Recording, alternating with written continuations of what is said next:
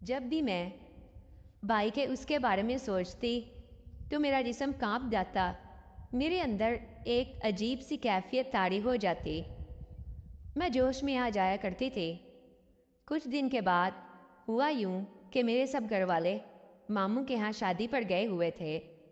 مجھے اسکول سے چھٹی نہ مل سکی کیونکہ میرے پیپر تھے اور بھائی کو بھی دکان پر بہت سا کام تھا، اس لیے بھائی گھر پر رک گئے۔ اب ہم دونوں بہن بھائی گھر پر تھے اور اکیلے تھے۔ بھائی نے جب مومنہ کو بتایا کہ سب گھر والے جا چکے ہیں تو مومنہ بھی اسی وقت گھر آ گئی۔ میں نے اور مومنہ نے کچھ دیر باتیں کیں، پھر اس کے بعد میں سونے کے لیے کمرے میں چلی گئی۔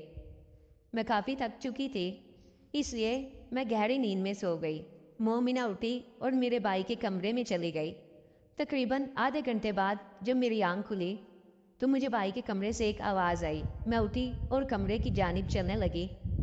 جوں ہی میں نے دروازہ کھولا تو میں دیکھ کر حیران ہو گئی کہ بھائی اور مومنہ دونوں ایک دوسرے کے ساتھ لگے ہوئے ہیں۔ بھائی کا مجھے دکھائی دے رہا تھا جو کہ مومنہ کے پاس تھا۔ یہ منظر کافی عجیب تھا۔ بھائی نے مومنہ کے دونوں پکڑے ہوئے تھے اور وہ ایک دوسرے کے ساتھ اس قدر مصروف تھے کہ انہیں میری موجودگی کا احساس بھی نہیں ہوا۔ میں یہ سب کچھ چپ چاپ دیکھ رہی تھی۔ اب مجھے بہت اچھا لگ رہا تھا، میں سکون سے دیکھ کر انجوائے کر رہی تھی۔ تقریباً آدھا گھنٹہ بھائی نے مومنہ کے ساتھ کیا۔ جیسے ہی وہ پرسکون ہوئے تو میں اپنے کمرے میں بھاگ کر چلی گئی۔ اب مومنہ میرے پاس آئی۔ مومنہ کی حالت ناقابل بیان تھی۔ اس کے بال اجڑے ہوئے تھے اور اس کے سارے منہ پر لپسٹک پھیلی ہوئی تھی۔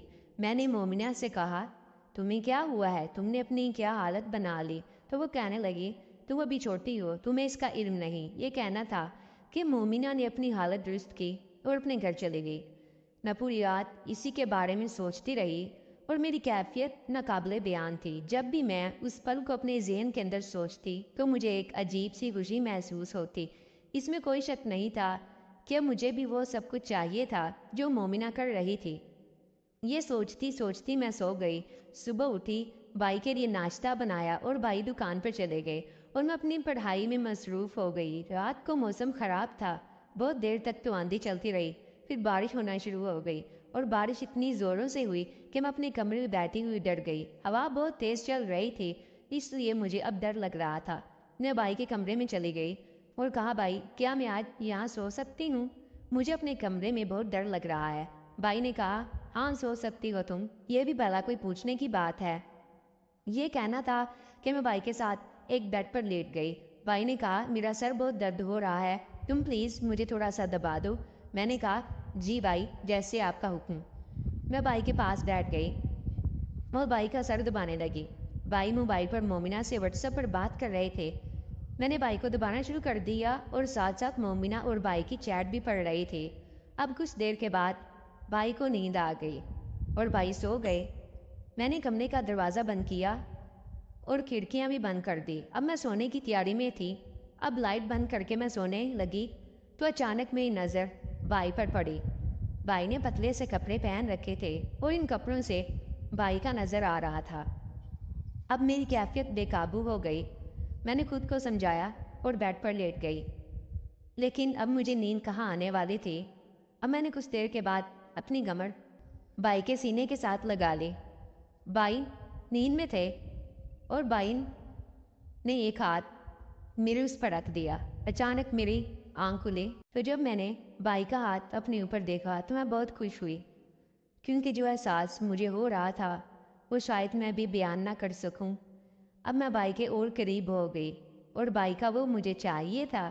بھائی کی آنکھ کھل گئی۔ بھائی نے جلدی سے اپنا ہاتھ ہٹا لیا، لیکن میں پھر بھائی کے قریب ہو گئی اور بھائی کا ہاتھ دوبارہ اپنے اس کے اوپر رکھ لیا۔ بھائی نے کہا، یہ تم کیا کر رہی ہو؟ تو میں نے کہا، بھائی مجھے بھی وہ سب کچھ چاہیے جو مومنہ اور آپ کرتے ہو۔ بھائی نے کہا، ارے پاگل، یہ تم کیا بات کر رہی ہو؟ میں نے کہا، بھائی میں پاگل نہیں ہوں، میں نے سب کچھ دیکھا ہے۔ اب بھائی پریشان ہو گئے۔ میں نے بھائی کا ہاتھ آہستہ سے پکڑ لیا اور کہا، میرے ساتھ بھی۔